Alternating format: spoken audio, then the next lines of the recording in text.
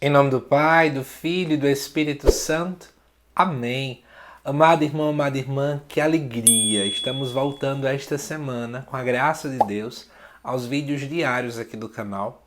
Vídeos estes que fazem cerca de 2 ou 3 semanas, não me falha a memória, que infelizmente tive que parar de gravar devido a algumas dinâmicas da minha vida pessoal. Mas se Deus assim me permitir, vamos voltar a todos os dias a termos o lançamento aqui da primeira leitura e do Evangelho, para que te ajude na reflexão, tá certo? E nós vamos iniciar de fato já com a memória, né? Nesta segunda-feira nós estamos celebrando a memória da bem-aventurada Virgem Maria, Mãe da Igreja. E a primeira leitura que a Igreja nos propõe se encontra lá em Gênesis capítulo 3, versículo 9 a 15 e o versículo 20. Tem uma outra proposta também, que é Atos dos Apóstolos, capítulo 1, de 12 a 14. Eu escolhi trabalhar com vocês a leitura de Gênesis, tá certo? Assim vai nos dizer a leitura. Depois que Adão comeu do fruto da árvore, o Senhor Deus o chamou, dizendo: Onde estás? E ele respondeu: Ouvi tua voz no jardim, e fiquei com medo porque estava nu, e me escondi. Disse-lhe o Senhor Deus: E quem te disse que estavas nu? Então comeste da árvore de cujo fruto te proibi comer? Adão disse: A mulher que tu me deste por companheira, foi ela que me deu do fruto da árvore e eu comi. Porque o Senhor deu, disse o Senhor Deus à mulher: Por que fizestes isso? E a mulher respondeu: A serpente enganou-me e eu comi. Então o Senhor disse à serpente: Porque fizeste isso, serás maldita entre todos os animais domésticos e todos os animais selvagens. Rastejarás sobre o ventre e comerás pó todos os dias da tua vida.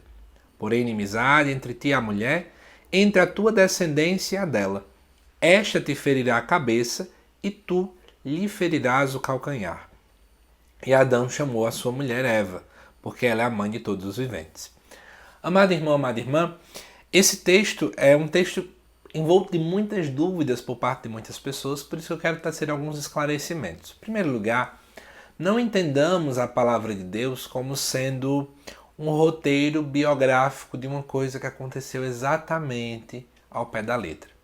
Na verdade, quando Gênesis foi escrito, o povo estava exilado lá na Babilônia, ali por volta do ano 600 a.C., e a grande questão que as pessoas colocavam na cabeça era para saber o seguinte: por que Deus os levou para ficar ali exilados na Babilônia, sofrendo com algumas realidades que eles estavam vivendo?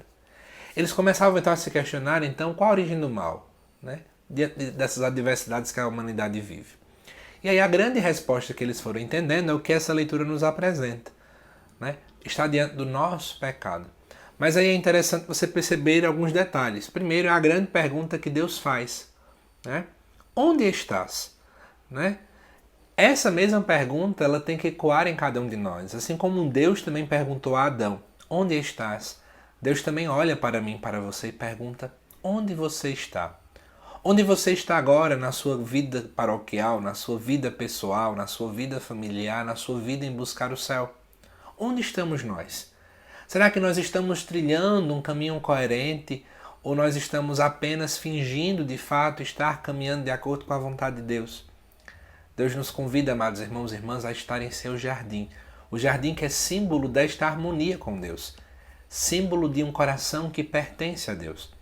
Mas continuando, Adão vai e responde: Ouvi tua voz no jardim, mas fiquei com medo. Olha que interessante. A primeira resposta do homem, o primeiro sentimento que o homem vai vivenciar quando ele peca é o medo.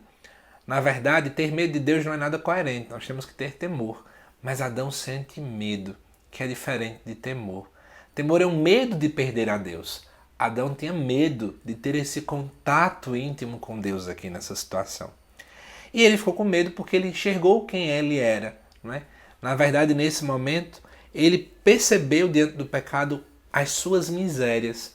Quanto mais nós pecamos, amados irmãos e irmãs, mais a nossa miserabilidade ela vai ficando exposta.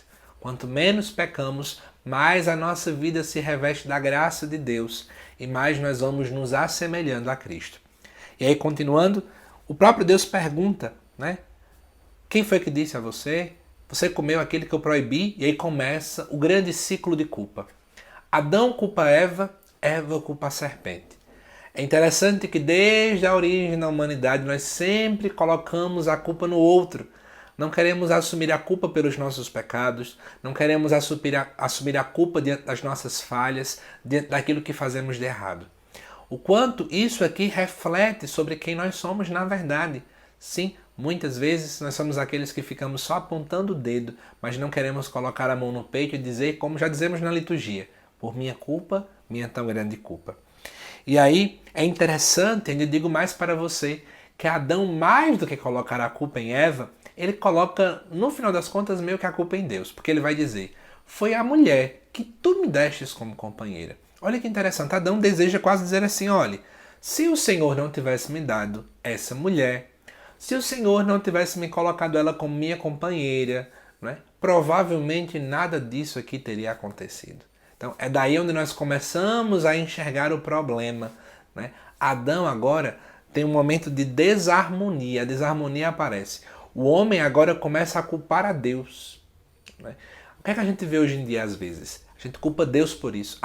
É Deus que não nos escutou, é Deus quem fez isso ou aquilo. Quantas pessoas colocaram a culpa do Covid em Deus? Parecia que Deus não tinha gostado de um desfile de samba que teve aí, então parece que é Deus que estava com raiva, então Deus jogou pragas, Deus fez isso ou aquilo, mas a gente nunca para refletir que a culpa é nossa. Somos nós que muitas vezes, pela ganância, pelo egoísmo, geramos desequilíbrios naturais. Somos nós que muitas vezes também estamos desmatando a natureza. E aí por isso a chuva que tem o seu curso natural acaba não podendo fazer aquilo que naturalmente ela faz. Não é? Então é este o grande problema. O problema, meu amado irmão, não está na natureza, não está em Deus, mas está em nós. Mas sempre queremos apontar o erro para o outro. E aí Deus vai conversar com a serpente, mas eu quero chamar a atenção para dois pontos finais. O primeiro ponto é o versículo 15, a inimizade entre a serpente e a mulher. Muita gente utiliza a expressão que Maria pisa na cabeça da serpente utilizando esse texto. Na verdade, em hebraico, aqui não aparece um artigo feminino, mas um artigo masculino, que seria em português algo como assim. Esta, ou seja, esta que é a tua descendência, ou este, né, que vai ser descendência da mulher, vai ferir a sua cabeça, né?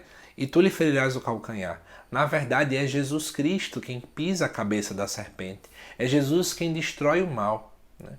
E aí, por fim, aparece o versículo 20, que é quando Adão chama a mulher de Eva, porque é mãe dos viventes, e isso vai fazer um eco no Evangelho. Mas essa conversa do Evangelho eu não quero tecer aqui nesse nosso vídeo.